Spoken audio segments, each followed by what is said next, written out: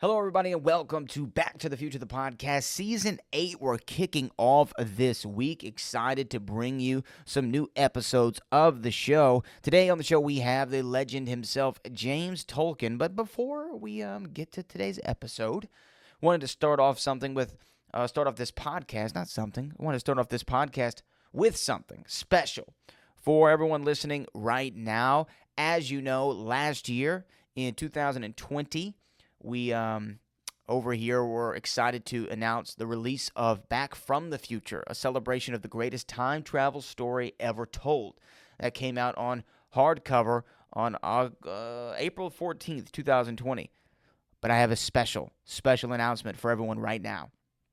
The people over at Mango Publishing were so excited with how the Back to the Future community came around and embraced the book Back from the Future. They wanted me to write some more for it and put it out in a paperback. That's right. I'm here to announce just in time for the holiday season on December the 2nd, 2021, you can get Back from the Future, the paperback edition, with a special added chapter called The Time Capsule. And the Time Capsule will have special interviews with people in the Back to the Future universe, galaxy, world. What do we call it? The canon? I don't know. Anyway, they're going to be in there. A special chapter called The Time Capsule will be added with some additional material to every single chapter. Really excited for this to come out on December the 2nd. That's 12 days before your man's birthday. That's a few days. It's 13 days before. 13 days, right? No. 23 days before Christmas. Hey, I'm a writer, not a mathematician. Nevertheless, you can go right now on Amazon.com, on Barnes & Noble, whatever your favorite app is or retail site to order books. You can get it right now. The pre-order links are in the description of this podcast. Go do it. Go do it right now and get the Back from the Future, a celebration of the greatest time travel story ever told. Go get the paperback right now in time for the holidays. It'll be the perfect gift for yourself or for your loved one. Go do it right now, please. I'd appreciate it. Also, while you're listening to this, give the podcast 5 stars. Do a little review on Apple Podcast. Wherever you listen to podcasts, make sure you do that. And now, without further ado, here is Mr. James Tolkan on Back to the Future, the podcast. Hi, everybody. This is Bob Gale, co-creator of Back to the Future, and you're listening to Brad Gilmore. Oh, Brad, what have you done now? Doc! Okay, relax, Doc. It's me. It's Marty. Oh, it can't be. Just sent you back to the future. Yeah. Oh, I know you did send me back to the future, but I'm back. I'm back from the future. Great. Wait a minute, Doc. Are you telling me that you built a time machine? Kind of a DeLorean? The way I see it, if you're gonna build a time machine into a car, why not do it with some style? Whoa, this is heavy. What is up, everybody? Welcome to Back to the Future, the podcast, the only podcast looking back in time at the greatest film trilogy of all time, Back to the Future. I'm your friend in time, Brad Gilmore. Here we are embarking on Season 8 of the podcast, working on it, and I'm excited. I'm excited for everybody to be hearing everything I've been working on and the people that I've talked to. This one is awesome. We're talking to Principal Strickland himself. Yes, Vice Principal Strickland, I should say. We're talking to James Tolkan. Yes, James Tolkan is joining me on the show today to discuss his incredible career, his dealings with Back to the Future. How was it reshooting those 6 weeks after Eric Stoltz exited the project and Michael J. Fox was brought in? Was he hesitant about taking the sequels and much, much more? I wanted to tell quickly before we go into the interview how this came to be, because I love how this happened. And I just have to share the story with somebody. I said, who better than the Pinhead? So I was trying to figure out what I was going to do for this season of the podcast. James Tolkan's been on my list since 2015 to get on the show. Did a lot of research, internet research. I was DMing people I didn't even know, going on Facebook, talking to different people, and I found a group. I won't say who they are because I don't want them to get blown up with messages, I should say. And I started reaching out to them, and they said, hey, I don't know, but here's an address that I know he takes fan mail at. I said, okay. So I wrote James a handwritten note, I don't know, several months ago, and I didn't hear anything back. Then I talked to another castmate from Back to the Future. I reached out to them, and they said, I'll talk to James. And then they sent back correspondence saying his wife said, we got your letter, be in touch. I said, okay, cool. Well, months and months and months go by. I don't hear anything. And a couple weeks ago, I'm doing this in June, at the end of June, or July right now, I'm sorry, end of July. A couple weeks go by. I said, you know what? I'm going to send another handwritten note. So I found a cardstock, stationery type stuff. I wrote James a 2-line note, and I left my number at the end of it. Again, I don't hear anything. I'm watching, I think it was game 4 of the NBA Finals. It's starting. I'm watching Giannis. I'm watching Chris Paul. Phone goes off. It's a number I don't recognize. Rarely do I answer these. But I had my phone in my hand, so I just said, hello. And I hear, yeah, Brad? I was like, yes, speaking. And they go, Brad, this is Jim. And I said, oh, okay. Hey, Jim. I had no idea who was on the other line. Then he goes, it's Jim Tolkan. I said, Jim Tolkan? Hey, how are you doing, sir? And he's like, I'm great. I got your letter, ready to do the interview. When do you want to do it? And I'm like, whenever. He said, call me Monday. So I called him Monday. He said, can we do it tonight? I said, yeah, let's do it. So I let go of my radio responsibilities as soon as I got off the air, gave him a call. Actually, he called me 2 minutes before the interview time, and you're about to hear the conversation that I had with the awesome legend himself, Mr. James Tolkan, otherwise known as the Vice Principal Strickland from Back to the Future, and Marshal Strickland from Back to the Future Part 3. Here we go. Check it out.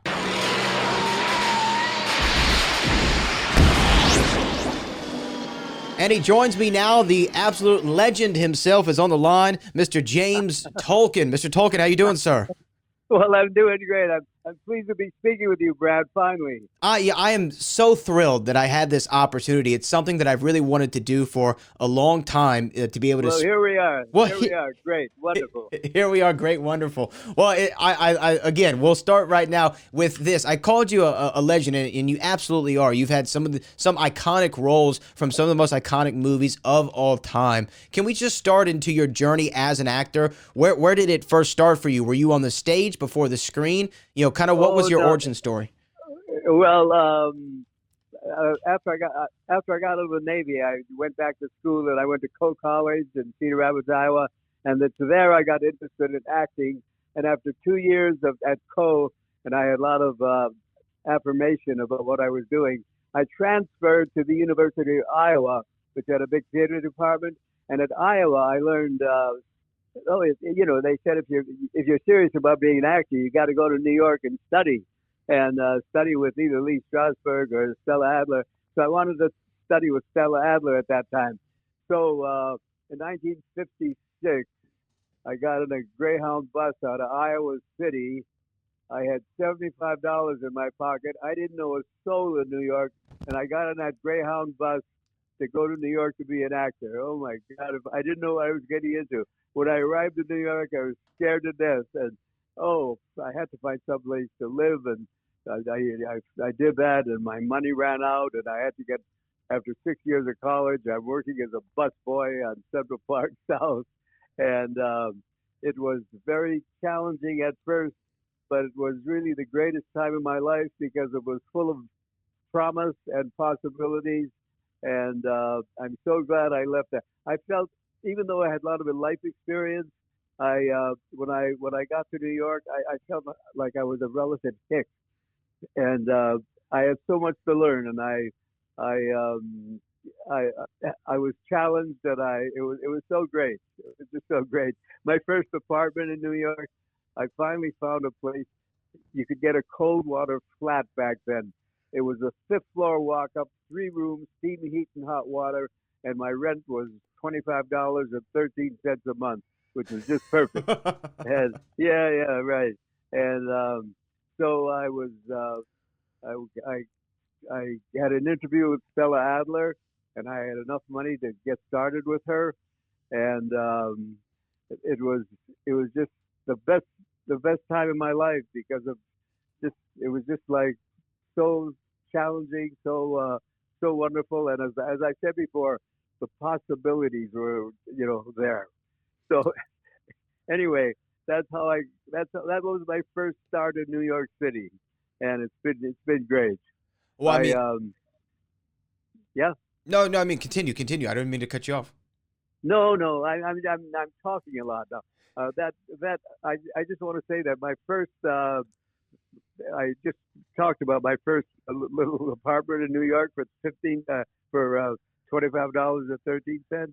And when I left New York, when I decided to live up here, Lake Placid, and I'm out of the business, I was living in a beautiful penthouse in Tribeca. So I feel like I'm a success.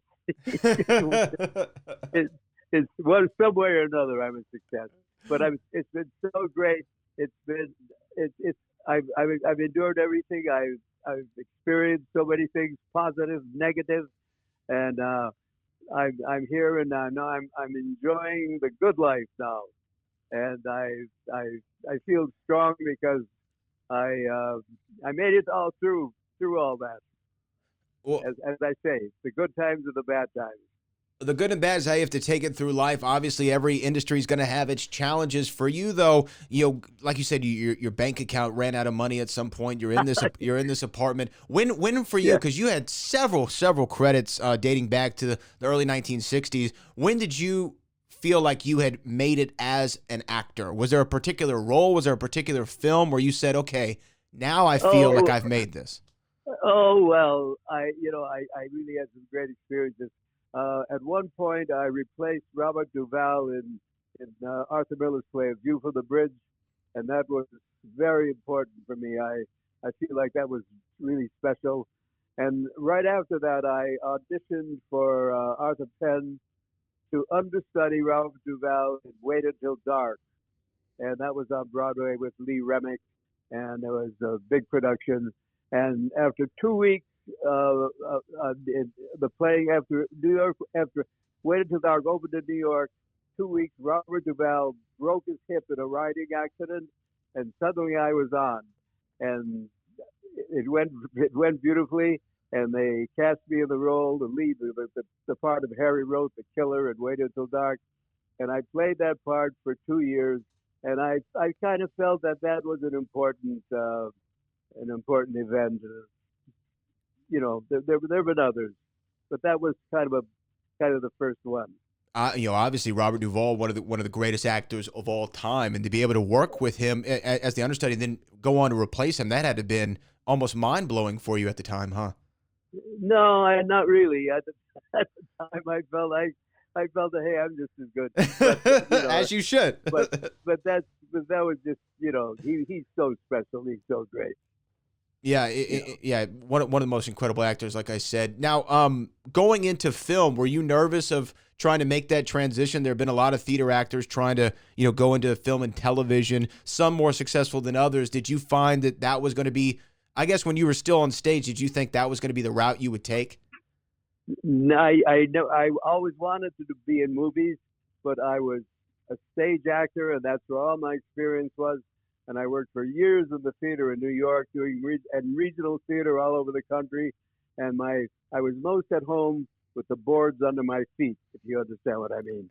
And I was quite nervous about the transition because it's a totally different thing. And the first couple of things I did, small parts in movies, I was very nervous. But I had the privilege of working in 1973 with Sidney Lumet in Reciprocal, and that was a special. I had not a big part, but a memorable part in that. And when I finished that, he told me next time it'll be something much more. And in 1979, I think it was, we did Prince of the City, and that was special. When you work with Sidney Lumet, you're spoiled for every other movie director because he rehearses 3 weeks in advance, So when you get on the set, you start shooting. Everybody knows their job. He likes to get everything in one take, and he often does. And you go home every day at 4:30, and he comes in ahead of schedule, saves a lot of money. But the thing he's just so wonderful with actors. He just spoils you for everyone else. But then let's see. Oh yeah, I got a call from Robert Zemeckis when I was doing Glenn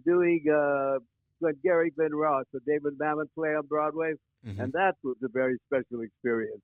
But I got a call from Mamet, and he asked me to come and do Back to the Future. I didn't know about Back to the Future. I didn't know who he was.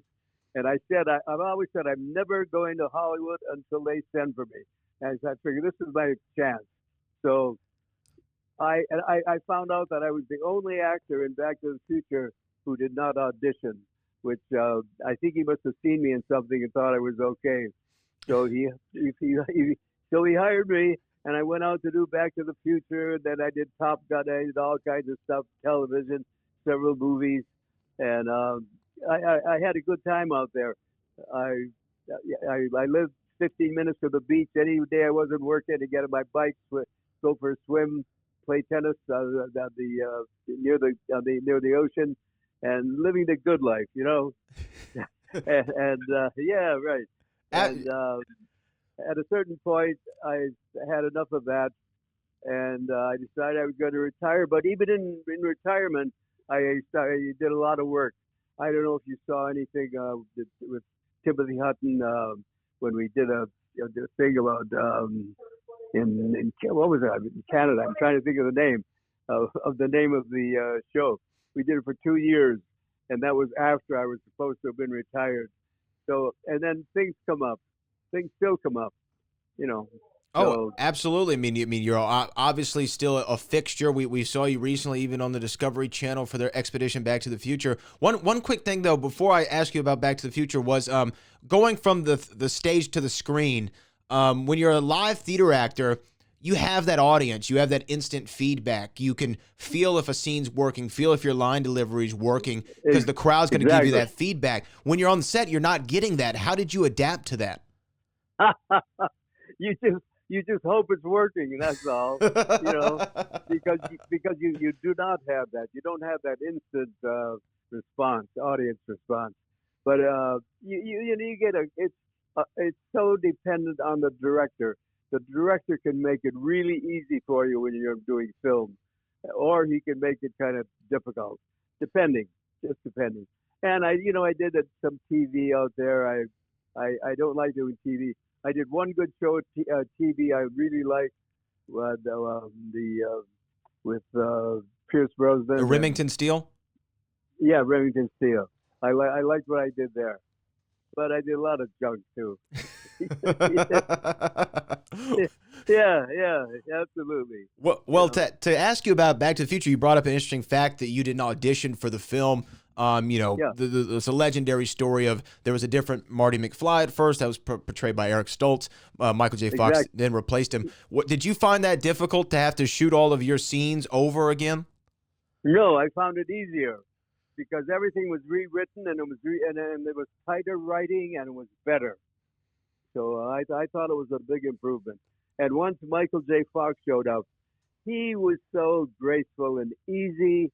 It was a different show. Yeah, I mean, he obviously brought a levity to it. I think that from what I read, that is really what made all the writing click, was his reactions to his surroundings. You playing Vice Principal Strickland, which is such a famous role for yourself. Obviously, I'm sure that people come up to you all the time and say, "Call me a slacker," and things. That is correct. And I still get tons of fan mail, and from all over the world, believe it or not. That I 2 or 3 times a year I have to hire somebody to answer these letters. But it's been amazing because Strickland was not that big a role, but it made an impression. What can I say? Well, I think when you look at the film, and outside of the main roles of Biff, Marty, Lorraine, Doc, and George, Principal Strickland, Vice Principal Strickland, is the most iconic of those roles, and I think the most important character, because in all the films, you play a pivotal role in how the story ends up playing out, whether it be taking of the almanac or what have you. Who did you think that guy was, Strickland, when you read the sides for the character? Who did I think it was? Yeah, Well, did you base it on anybody? I based it on a certain character element in myself. So you kind of identified maybe with, I don't know, some of it, because I'm sure coming from the military, as you did, you were used to a certain amount of structure, and that seems to be what Strickland's main thing was. Was he wanted structure and order? Did you have to tap into any of that? You're absolutely correct. That's right.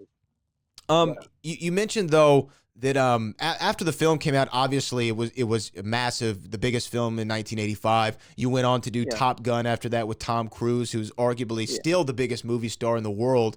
Yes. And then you had these two massive movies back to back. Did you think that was going to be how it kept going, that you were just going to be in these massive blockbusters year after year? No, I thought, well, hey, it's Hollywood. Anything could happen. So I should have got home after those two movies. But I stayed out for another maybe 8 or 9 years, and I stayed busy, and I enjoyed it out there. But I knew my time in Hollywood was limited, that it was not the place for me. And a friend of mine once said, when you start to hate the palm trees, it's time to go home. That's the greatest quote I think I've ever heard about California. When you start to hate the palm trees, it's time to go to Lake Placid. Let me ask you this: when they did these sequels for Back to the Future and they gave you the call, was there any apprehension about joining back up and doing that again? Oh, and none of it was a privilege each time, because to work with these guys, Robert Zemeckis, Bob Gale. They're so special. Their writing was so good, and they were so wonderful to work with. It was an honor and a pleasure. And I guess you probably enjoyed getting to do kind of a variant of the character in the third film, playing the Marshal in the Old West. Was that a fun time as well? Yes, that was great. I just, I thought it was so much fun, and to be Marshal Strickland, the granddaddy of all these other guys. Sure, it was great. You mentioned, and I really want to appreciate your time. We're about wrapped up here, but I just wanted to say, so you mentioned you have all these fan letters, and I'm a fan of yours. I've been a fan of yours the entirety of my life. I've quoted you and referenced you umpteenth times, so it's almost a otherworldly experience to have a privilege to share some time with you. But have you had a specific fan interaction over the years that it was really special to me, or was there really just special to you, or was there just too many to count? As far as fans are concerned, yeah, it's basically Top Gun and Back to the Future. Those are the two movies. Although I must say, when I do these Comic Cons, people come up with stuff that I forgot I'd done that they want me to sign. Sometimes it's 12 or 15 items I have to sign. From one, it amazes me constantly. In many ways, I wish they would spend their money more smartly, but if that's important to them, that's fine. My final question for you, sir, is you've had an incredible career. Obviously, you're now living the better side of life, being able to enjoy the fruits of your labor. To all living the good life, right? Yeah, that's it. To all the aspiring, though, actors who want to have a similar career for yours, to work for several decades on the stage and screen, what would be the biggest piece of advice you could give them? It's so difficult. There are no rules. There are no rules about how to go about it. People go about it in different ways. What works for one actor is not going to work for another. It's so I can't really put anything into a scheme of how to go about it. It's just you got to dive in and be committed, and just commit yourself that you want to do this and that you're going to do this. That's all I can say. Well, I think that's tremendous advice, sir, and I really do, again, appreciate your time here spending with me and just giving me a little bit of insight on some of your most famous roles and how you got to the position you are today, living the good life that is the legendary James Tolkan. James, I appreciate you so much, sir. Oh, it's my pleasure, Brad. Thank you so much. All right, and you know what? It wouldn't be an interview if could you call me a slacker one time? Brad, you're a slacker, Brad. That is the legendary James Tolkan. James, thank you so much. Bye-bye.